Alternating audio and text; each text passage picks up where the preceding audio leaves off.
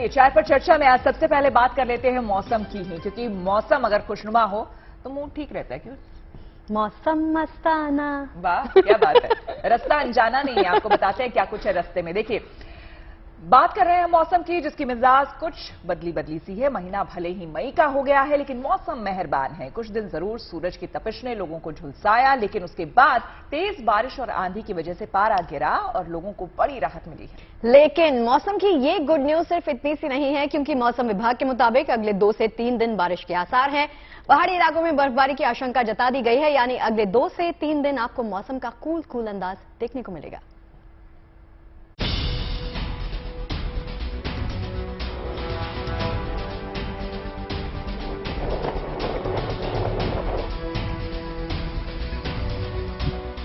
कभी धूप, कभी छांव, कभी सूरज की तपिश तो कभी आसमान में बादलों का डेरा। मई के महीने में मौसम का ऐसा मिजाज तो कभी नहीं था। पिछले कुछ दिन चुभती गर्मी के बाद मौसम ने एक बार फिर करवट ली और उत्तर भारत के लोगों को चुभती और जलती गर्मी से राहत मिली। हालांकि दिल्ली एनसीआर में कल से ही मौसम अपना रंग बदल रहा है।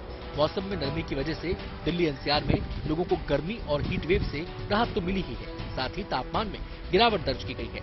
लेकिन मौसम की गुड न्यूज बस इतनी भर नहीं है, बल्कि मौसम की मेहरबानी अगले कुछ दिन और जारी रह सकती है। जम्मू कश्मीर, हिमाचल प्रदेश, उत्तराखंड, वहाँ भी बारिश हो रहा है और उसके साथ साथ प्लेन में भी हुआ है। तो ज्यादा जो इनकी जो इम्पैक्ट रहा पंजाब और हरियाणा में है। दिल्ली में थोड़ा डस्ट आया था, डस्ट राइजिंग विंड काल, क्लाउड भी बन रहा है और तापमान जो है वो फॉल है। और अभी जो हमारा मेनली ऑरेंज वार्निंग है, तो मेनली जो ओले गिरने का है और जो विंड होता है, जो गस्टी विंड, और उसके साथ थंडरस्टॉर्म डस्टॉर्म जो राजस्थान के लिए है, और बाकी जो पंजाब, हरियाणा, चंडीगढ़, दिल्ली और जो उत्तर प्रदेश है उसके लिए भी वार्निंग है। थंडरस्टॉर्म का है और गस्टी विंड का है और हेलस्टॉर्म का भी है। दिल्ली एनसीआर के साथ साथ पहाड़ी इलाकों में भी मौसम तेजी से बदल रहा है। मौसम विभाग का अनुमान है कि वेस्टर्न डिस्टर्बेंस के चलते 2 से 3 दिन तक मौसम का ऐसा मिजाज बना रह सकता है। मौसम के बदलते मिजाज के बीच दिल्ली एनसीआर में भी आसमान पर बादलों की गड़गड़ाहट सुनाई दी। चिलचिलाती गर्मी से राहत मिलते ही मौसम सुहाना हुआ तो कई लोग इंडिया गेट पहुंच गए। अब चाहे वेस्टर्न डिस्टर्बेंस इसकी वजह हो, लेकिन इसने लोगों के चेहरे पर मुस्कान जरूर ला दी है, क्योंकि बीते कई दिनों से दिल्ली एनसीआर वाले चिलचिलाती गर्मी से काफी परेशान थे। आलम ये था कि तापमान 43-45 डिग्री तक जा पहुंचा था, लेकिन अब जब तापमान में गिरावट हुई है तो लोग भी घरों से बाहर आने लगे। बता दें कि उत्तराखंड के ज्यादातर इलाकों में काले घने बादल छाए रहे। केदारनाथ और बद्रीनाथ में रुक-रुक कर हवाओं के साथ बारिश भी हो रही है। मौसम विभाग का पूर्वानुमान एक बार फिर से सच साबित हो रहा है। मौसम विभाग ने आने वाले 2 दिनों तक भारी बारिश का अनुमान जताया है। ऐसे में इस समय चमोली जनपद में, जहां पे बद्रीनाथ और हेमकुंड साहिब की यात्रा चल रही है, मूसलाधार बारिश शुरू हो गई है। हालांकि इस समय यात्रा अपने पूरे चरम पर है, क्योंकि पिछले सप्ताह भारी बारिश और बर्फबारी के चलते यात्रा में जबरदस्त असर देखने को मिला। वहीं एक बार फिर से जो मौसम विभाग का अलर्ट आने से आने वाले दिनों में देखना होगा यात्रा पर क्या असर होगा। कुछ ऐसा ही हाल राजस्थान, महाराष्ट्र और बिहार का भी दिखा। कई जगह तेज हवाओं के साथ बारिश हुई तो कहीं सड़कें पानी से लबालब हो गई।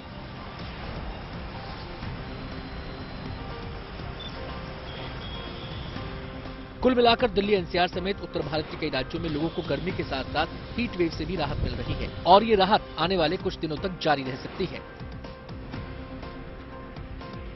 दिल्ली से नीतू झा, चमोली से कमल नयन सिलोरी, मंडी से परी शर्मा और महाराष्ट्र से पंकज खेलकर के साथ bureau report, good news today.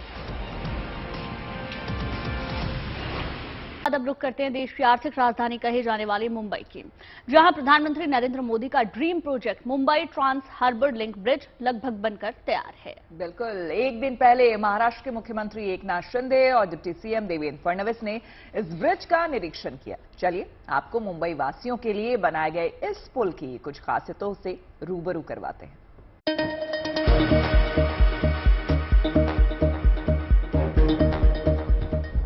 Mumbai से नवी मुंबई को जोड़ने वाला Mumbai trans harbour link bridge शहर को एक नई पहचान देने के लिए लगभग तैयार है। इस पुल की नींव 2018 में प्रधानमंत्री नरेंद्र मोदी ने रखी थी। इस वक्त हम देश में बन रहे सबसे लंबे समुद्री ब्रिज पर मौजूद है। ये मुंबई में बन रहा, शिवड़ी से लेकर नई मुंबई तक बन रहा 22 किलोमीटर लंबा ब्रिज है। इसे Mumbai trans harbour link project कहा जा रहा है। अलग अलग प्रोजेक्ट्स में बटा हुआ ये पूरा ब्रिज। बुधवार को इस खास मौके पर मुख्यमंत्री एकनाथ शिंदे और डिप्टी सीएम देवेंद्र फडणवीस पहुंचे। इस दौरान खुशी में की गई आतिशबाजी देखने लायक थी।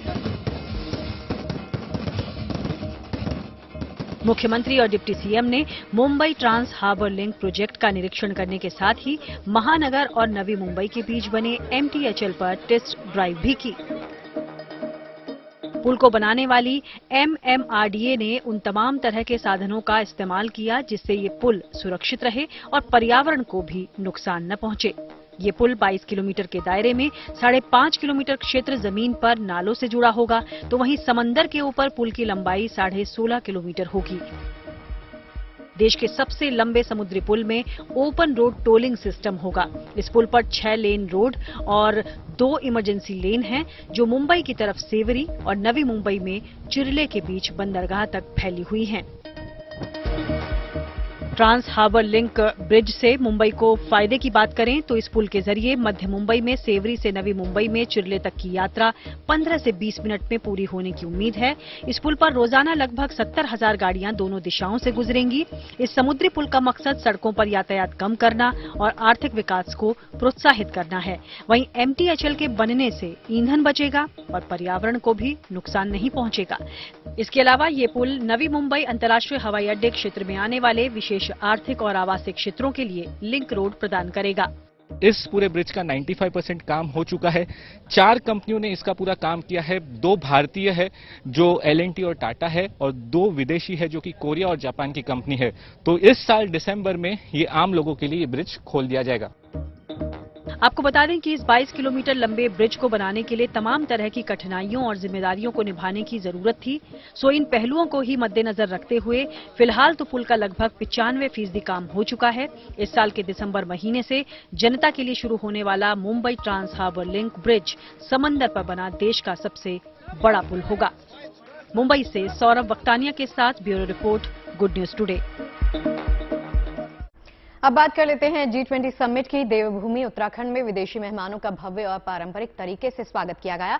भारत की मेहमान नवाजी देखकर विदेशी मेहमान बहुत ज्यादा गदगद दिखाई दिए हैं। और उत्तराखंड के औणी गांव में आज से G20 की बैठक हो रही है, जिसको लेकर औणी गांव में भव्य सजावट और रंगाई पुताई की गई है। लेकिन इस बैठक से पहले विदेशी मेहमानों ने ऋषिकेश में गंगा आरती की।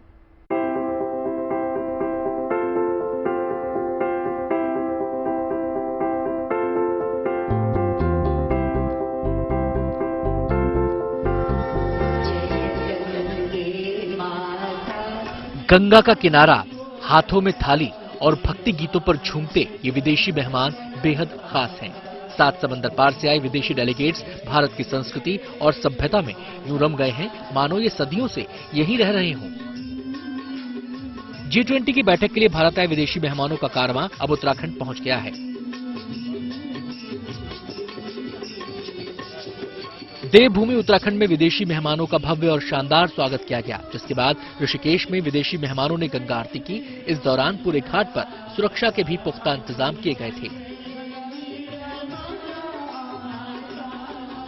इससे पहले टिहरी के औणी गांव में G20 की बैठक को लेकर पूरे गांव को दुल्हन की तरह सजा दिया गया है। वादियों में बसे इस गांव की सुंदरता में और भी 4 चांद लग गए हैं। रंगाई पुताई के साथ साथ सड़कों की साफ सफाई भी की गई है। यही नहीं, घरों की दीवारों पर उत्तराखंड की संस्कृति और सभ्यता से जुड़ी तमाम कलाकृतियां विदेशी मेहमानों को खूब भा रही हैं। औणी गांव के तमाम घरों पर उत्तराखंड की संस्कृति की तस्वीरें यहाँ पर बनाई गई हैं, और आप देख सकते हैं मेरे पीछे कि एक आंगनबाड़ी केंद्र है जिसको कि हाईटेक ढंग से सजाया गया है, और लगभग यहाँ पर बच्चे जो पढ़ रहे हैं, और यहाँ पर विदेशी जो मेहमान हैं उनका आने का सिलसिला जारी हो चुका है। औणी गांव में 28 मई तक G20 के भ्रष्टाचार निरोधक कार्य समूह की बैठक चलेगी। देवभूमि में बसाई औणी गांव अपनी खूबसूरती के साथ साथ कई तरह के विकास कार्यों के लिए भी जाना जाता है। हमारे गांव में विकास हुआ है। हमारा आंगनबाड़ी का पूरे गांव में सांस्कृतिक कार्यक्रम और सारी जगह पेंटिंग की गई। हमारे गांव का विकास बहुत तेजी से हुआ। मैं चाहती हूँ ये विकास हर जगह हो, और हमारे गांव में सबको रोजगार मिला, और आंगनबाड़ी में सबसे अच्छा विकास हुआ है। पंचायती घर, स्कूल और रोडों में, सड़कों में सब जगह विकास हुआ है। यानी 28 मई तक औणी में अब चहल पहल दिखेगी और ये गांव विदेशी मेहमानों से गुलजार रहेगा। उम्मीद जताई जा रही है कि देवभूमि में G20 की बैठक से विकास के साथ साथ पर्यटन को भी बढ़ावा मिलेगा। ऋषिकेश से कृष्ण गोविंद कंसवाल के साथ bureau report, good news today. अपने सिडनी दौरे पे जब प्रधानमंत्री नरेंद्र मोदी ने भाषण दिया तो लखनऊ की चाट की खासियत तो वो बता ही रहे थे, लेकिन इस दौरान उन्होंने जयपुर की जलेबी का जिक्र किया तो भारत में जैसे खलबली सी मच गई। लोग जयपुर की उस खास जलेबी को सर्च करने लगे।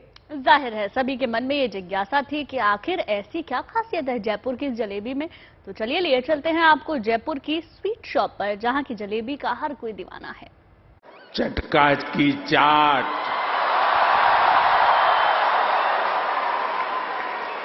जयपुर स्वीट्स की जलेबी, उसका तो कोई जवाब ही नहीं है। मेरी आप सबसे रिक्वेस्ट है, आप लोग कभी मेरे मित्र पीएम एल्बेनीजी को भी वहां जरूर ले जाइएगा।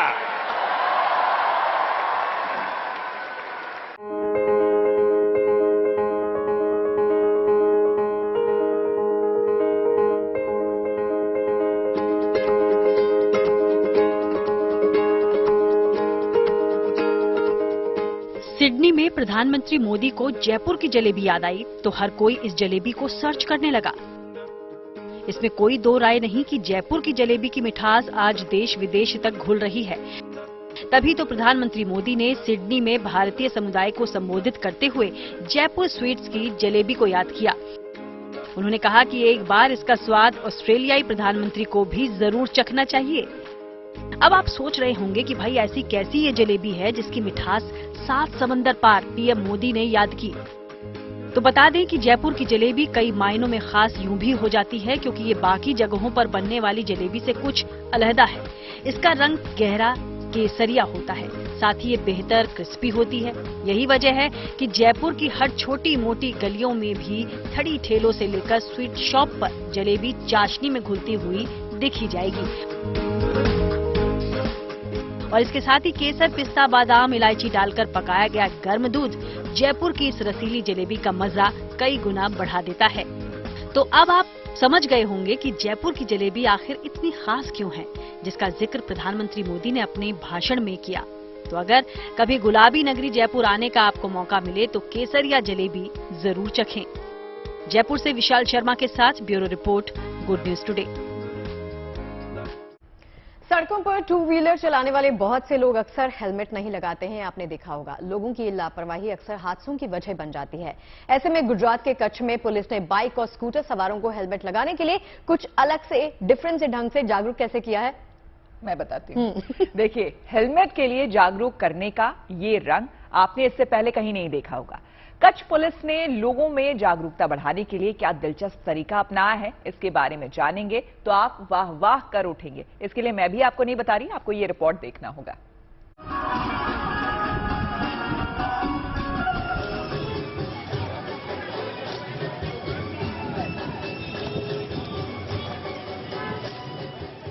सड़क पर गरबा करते पुलिस वालों की ये तस्वीर गुजरात के पश्चिमी कच्छ जिले की है। यहाँ किसी फिल्म की शूटिंग नहीं हो रही, ये गरबा पुलिस के विशेष अभियान का हिस्सा है। पुलिस वालों के साथ आम लोग भी गरबा कर रहे हैं।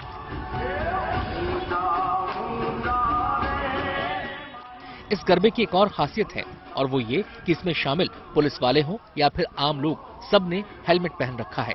दरअसल ये खास गरबा आम लोगों में हेलमेट पहनने के लिए जागरूकता अभियान का हिस्सा है। हमने जब एनालिसिस किया तो पता लगा कि 60% केसेस में जो टू व्हीलर इसमें इन्वॉल्व होते हैं, मरने में जो लोग जिनकी जान चली जाती है वो हेलमेट नहीं पहनने की वजह से 60% जो लोग हैं उनकी डेथ होती है। हेलमेट की जागरूकता के लिए पुलिस की इस मुहिम में बड़ी संख्या में आम लोग और स्कूली बच्चे भी शामिल हुए। पुलिस वालों ने पूरे शहर में रैली और झांकियां निकालकर टू व्हीलर चलाने वालों को हेलमेट पहनने के लिए प्रेरित किया ताकि लोग घर परिवार के प्रति अपनी जिम्मेदारी समझें और लापरवाही से बचें। हेलमेट जरूर पहनें। ये नहीं कहूँ कठिनाई है, थोड़ी सी एक छोटी सी मेहनत लगती है उसमें। हेलमेट ले जाना, सर पे पहनना, क्लिप बांधना और आप सुरक्षित रह सकते हैं। इतना ही करना है और कुछ नहीं करना, लेकिन वो भी करते नहीं है, जिसकी वजह से फिर हम देखते हैं काफ़ी लोग अपनी जान गंवा बैठते हैं एक्सीडेंट्स में। टू व्हीलर चलाने वाले आम लोगों में हेलमेट पहनने की आदत बने, इसके लिए अब कच्छ बॉर्डर रेंज के जिलों के सरकारी कार्यालयों में नो हेलमेट नो एंट्री नियम भी लागू कर दिया गया है। कौशिक कांठेचा, भुज, गुड न्यूज टुडे। अब आपको बिहार लिए चलते हैं, जहां सरकारी स्कूलों की बदहाली की खबरों को सुर्खियां बनते आपने अक्सर देखा होगा। लेकिन आज हम स्कूलों की बात नहीं करेंगे, हम बात करेंगे कैसे शिक्षक की उनके पढ़ाने के अनोखे तरीके को दिखाएंगे। बिल्कुल, टीचर के पढ़ाने के तरीके की वजह से इसे खुशियों की पाठशाला के नाम से जाना जाता है। बच्चे यहाँ अपनी मर्जी से खुशी से पढ़ाई करने के लिए आते हैं और खुशियों की पाठशाला में खूब मस्ती के साथ पढ़ाई करते हैं। तो क्या खास है इनके पढ़ाने के तरीके में, देखिए हमारी इस खास रिपोर्ट में।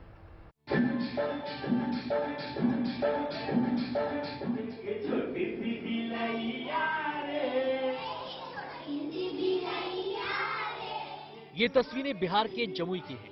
संगीत की धुन पर थिरकते बच्चे अपने पाठ याद कर रहे हैं और इन्हें याद कराने का काम कर रहे हैं इनके सबसे चहेते शिक्षक जितेंद्र शार्दुल।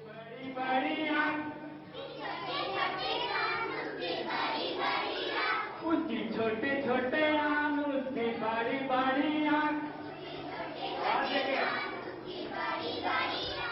जितेंद्र का बच्चों को पढ़ाने का ये तरीका अलग है और इसका एहसास उनकी क्लास में दाखिल होते ही हो जाता है।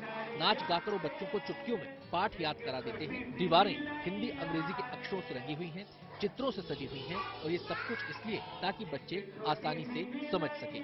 और इस सब के लिए जितेंद्र ने अपनी 2 महीने की सैलरी भी खर्च कर दी।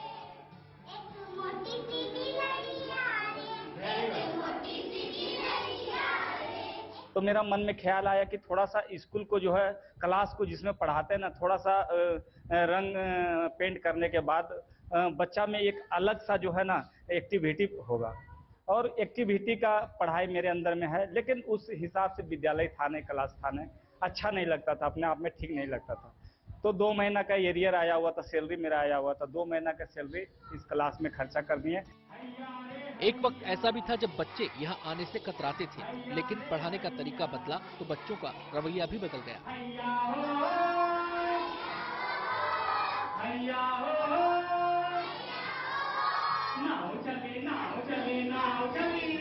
इस कमरे के वजह से आज आपके सामने देखे मेरे बच्चे लोग कितना खुशी माहौल में है और अच्छा भी लगता है। 2 घंटा भी रहते हैं तो इधर उधर देखकर पढ़ाकर कैसे समय जाता है ड्यूटी टाइम में पता तक नहीं चलता है। बच्चों को पढ़ाई बोझिल ना लगे और खेल खेल में बड़े बड़े सबक याद कर लें, इसके लिए ये प्रयोग किया गया, जिसका सकारात्मक नतीजा सामने आया।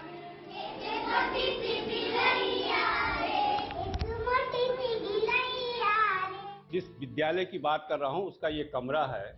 इस कमरे को देख सकते हैं, रंग रोगन से विभिन्न तरह के आकृतियों से सजाया गया है और ये किसी सरकारी खर्चे पे नहीं किया गया।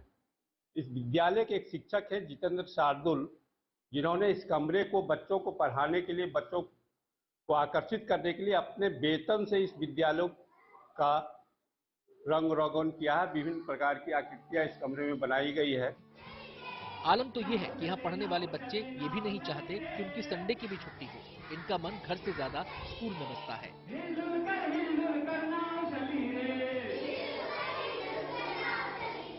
तो गर्मी छुट्टी होने वाली है, अब घर में रह के क्या करोगे? मन लगेगा? तब स्कूल में बहुत मन लगता है, घर में नहीं लगता है, स्कूल में बहुत मन लगता है। अब ये स्कूल पूरे जमुई प्रखंड में चर्चा का विषय बन गया है। एक टीचर का प्रयास सबको भा रहा है और इसकी खूब तारीफ हो रही है। Rakesh Kumar Singh, Jamui, good news today. चलिए अब बात पौधों की दुनिया की। चंडीगढ़ के बोटानिकल गार्डन में बॉन्साई पेड़ों की बेहद खूबसूरत दुनिया बसाई गई है, जहां 70 से ज्यादा प्रजातियों के करीब 200 पौधे हैं। लोग न सिर्फ यहां इन पौधों का दीदार कर सकते हैं, बल्कि बॉन्साई तकनीक से पेड़ बनाने की तकनीक को सीख भी सकते हैं। देखिए उसके लिए हमारी एक खास रिपोर्ट।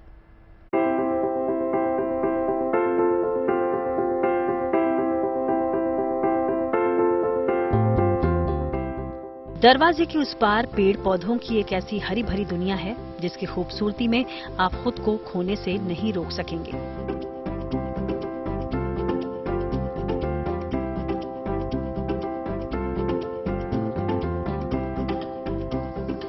चंडीगढ़ का ये बोटेनिकल गार्डन है, जहां बोनसाई पेड़ों की बेहद खूबसूरत दुनिया बसाई गई है। छोटे छोटे गमलों में पीपल, नीम, आम, इमली, बरगद, क्या कुछ नहीं है यहाँ पर।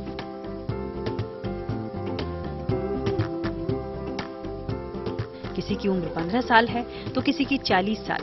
74 पेड़ों की अलग अलग प्रजातियों के करीब 150 से 200 पेड़ पौधे इस बोटेनिकल गार्डन की शोभा बढ़ा रहे हैं।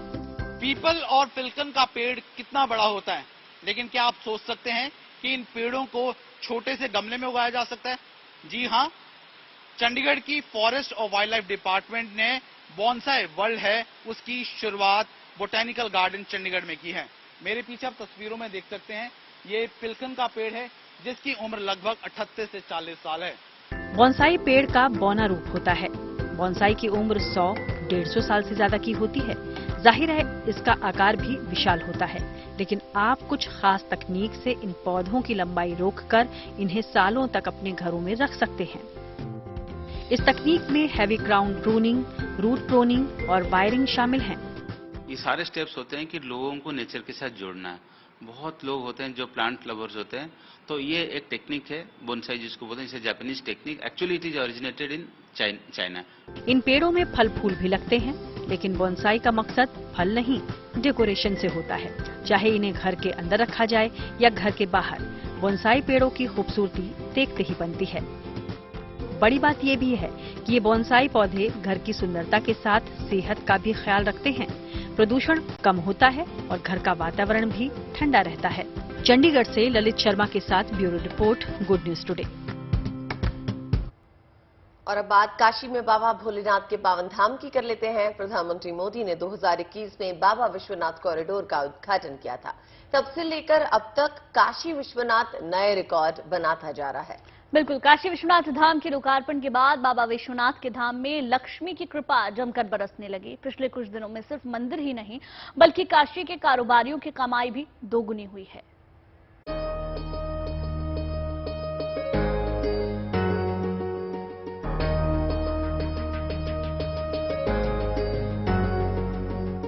दिसंबर 2021 को प्रधानमंत्री नरेंद्र मोदी ने काशी विश्वनाथ कॉरिडोर का उद्घाटन किया था।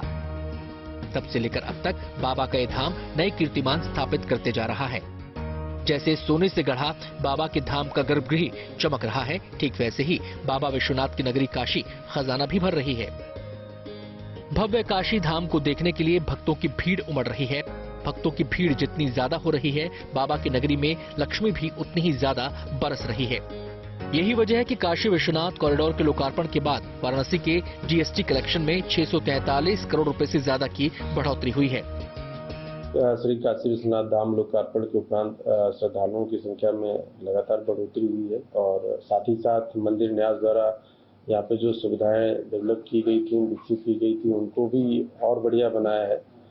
वर्तमान में गर्मी का समय है, तो हमने गर्मी को दृष्टिगत रखते हुए तमाम श्रद्धालुओं की सुविधाएं विकसित की है, चाहे वो पेयजल की व्यवस्था हो, छाया की व्यवस्था हो, समयबद्ध दर्शन की व्यवस्था हो या बैठने के स्थान हो, इन सब के लिए हम लोगों ने प्रॉपर व्यवस्था की है। प्रधानमंत्री के dream project Kashi Vishwanath corridor को धरातल पर उतारने के बाद से ही इसकी सुविधाओं में लगातार विस्तार और सुधार किया जा रहा है, ताकि यहाँ दर्शन के लिए आने वाले भक्तों को किसी तरह की परेशानी से दो चार ना होना पड़े। बाबा के दरबार में भक्तों की कतार में भी लगातार इजाफा हो रहा है। एक महीने में लगभग 40 लाख श्रद्धालु बाबा के दर्शन करने पहुंच रहे हैं, जबकि रोजाना ये तादाद 1.5 लाख के आसपास है। यही वजह है कि बाबा विश्वनाथ के चढ़ावे से लेकर जीएसटी कलेक्शन में भी जोरदार इजाफा हुआ है। तो बहुत शुभ संकेत है बनारस वासियों के लिए, क्योंकि टूरिज्म अगर आएगा तो स्वाभाविक सी बात है कि जीएसटी कलेक्शन भी जो होगा और विश्वनाथ मंदिर में अगर ये 647 करोड़ रुपए जो है अगर जीएसटी कलेक्शन हुआ है तो ये बहुत ही अच्छी बात है। आगे भी जो है इसी तरीके से जो है श्रद्धालु आते रहे और बनारस और चमकता रहे और बाबा का दर्शन सबको प्राप्त होता रहे। जब से प्रधानमंत्री मोदी ने इस भव्य धाम का लोकार्पण किया है, तब से बाबा के दरबार की नई चमक और दमक दिखने लगी है। सिर्फ काशी विश्वनाथ ही नहीं, बल्कि वाराणसी के कारोबार को भी बाबा का आशीर्वाद मिल रहा है। Brajesh Kumar, Varanasi, good news today. चलिए चाय पर चर्चा के सफर को, आज के इस सफर को फिलहाल यहां पर हम रोकेंगे। कल फिर मुलाकात होगी आपसे। बिल्कुल, चाय और खबरों का ये सफर यूं ही चलता रहे, हमारा आपका साथ भी यूं ही बना रहे। वैसे एक बात अच्छी है, वीकेंड से ठीक पहले ना मौसम ने करवट ले ली है, तो आप अपना वीकेंड मौसम के हिसाब से प्लान भी कर सकते हैं। और ढेर सारी बातें, खूब सारी खबरें, गरम गरम चाय के साथ कल हम आपके सामने वीकेंड स्पेशल लेकर फिर हाजिर हो जाएंगे। तो कीजिए कल तक का इंतजार और हमें दीजिए इजाजत। मिलेंगे कल 5 बजे चाय पर चर्चा में।